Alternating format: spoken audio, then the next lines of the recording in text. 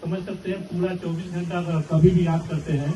तो ये हमेशा रोड पे कहीं पे सोचना नहीं है, किसी को देख लिया वहाँ हेलमेट लेके जाना, उनको समझाना, समझ रहे हैं आज किसी को बोलने चाहिए समझाने चाहिए तो क्या रिप्लाई आता है,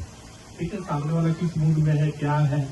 तो इन्होंने अपने आप को समर्पित कर दिया है। और आज जो है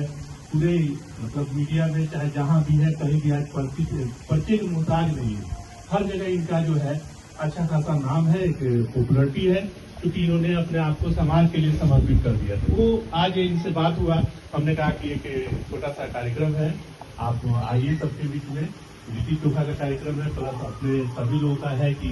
इस तरह से समाज में और कितना अच्छा से काम किया जाए, सभी लोग समझे इसको, और हमारा दायित्व तो अपने परिवार के साथ साथ समाज का भी सोचना है। तो समय निकाले हैं, हमारे छोटे भाई हैं, helmet man of India Raghavendra Kumar, जोरदार तालियां।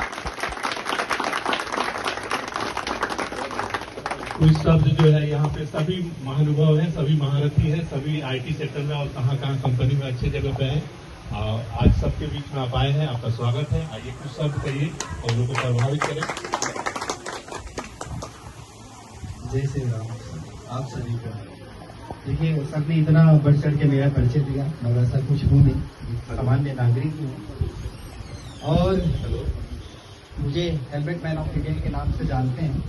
बाकी मेरा नाम राघवेंद्र कुमार है, मैं कहीं परिचय भी देता हूँ तो अब हेलमेट मैन के नाम से देता हूँ। अब आज लिट्टी चोखा का आयोजन है और संघ से भी जुड़े हुए हैं, और जो मेरा जो परिचय जो कार्य आज जो मेरा कहीं भी दिया जाता है, इस जगह जो कि गौतम बुद्ध नगर के उनके नाम से है, जहाँ पर उन्होंने धर्म चक्र की स्थापना की थी, और मैं ये सुरक्षा चक्र की बातें हो रही हैं आप लोगों के बीच। 11 वर्ष पहले इस शहर के अंदर जो दहलीज पर जब मैं अभी आया था, इस चौकट पर, इस शहर के संस्थान में जहाँ शिक्षा लेने के लिए,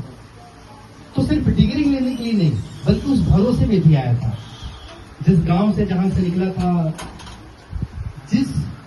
को मैंने अपना गुरु माना था अपने गांव में पहले,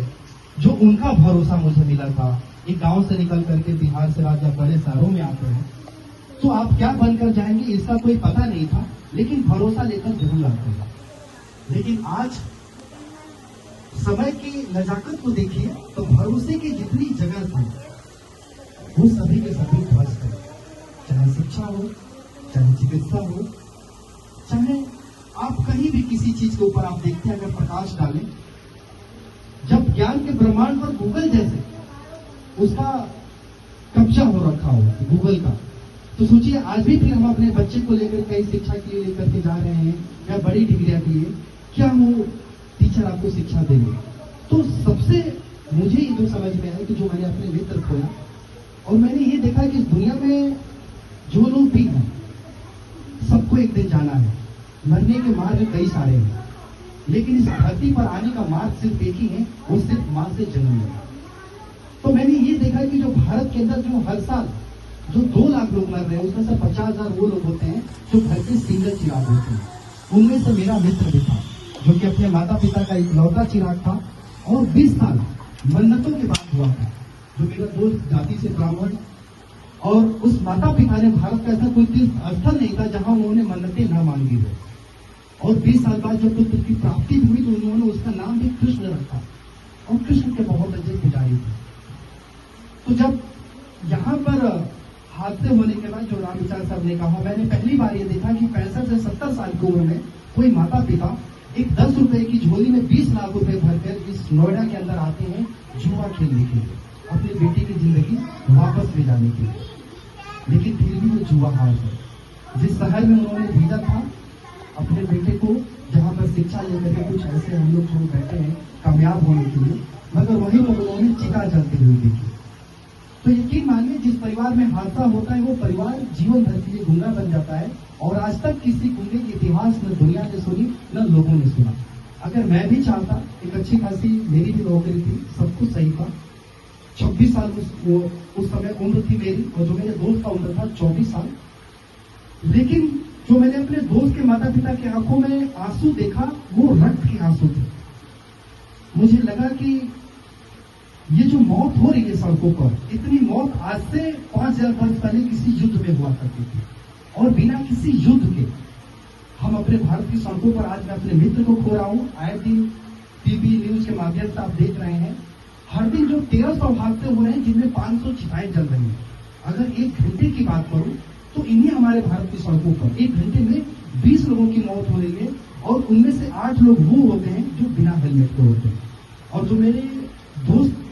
की जो आज भी मदर है, अपने बेटे की तस्वीर लेकर के जो तकिए में सोती हैं और ये बार बार सोचती हैं, काश मैं अपने बेटे को जो सब कुछ दी, एक हेलमेट क्यों नहीं दे पाई।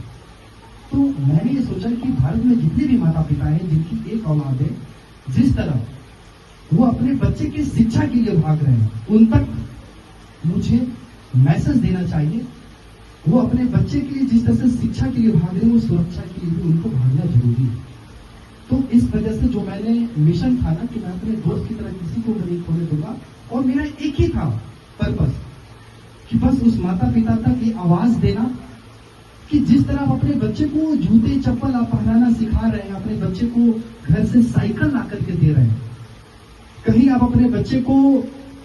इंटर और 10th पास होने के बाद कहीं उसे आप बाइक ना दे दें। बाइक देने से पहले इस चीज का जरूर ध्यान रखें,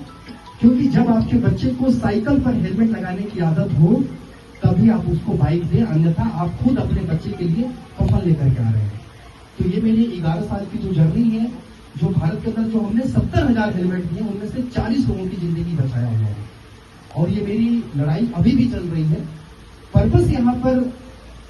डीप में बताने का यही था कि हम समाज में हर चीज बदलाव के लिए देख रहे हैं, लेकिन सामने से आज भारत के अंदर 70% लोगों के पास कोई भी मेडिकल इंश्योरेंस, कोई बीमा नहीं है। हम गांव जहां पीड़ित परिवार से भी मिलते हैं, किसी की 13वीं होती है, हम वहां जाते हैं, 100 रुपए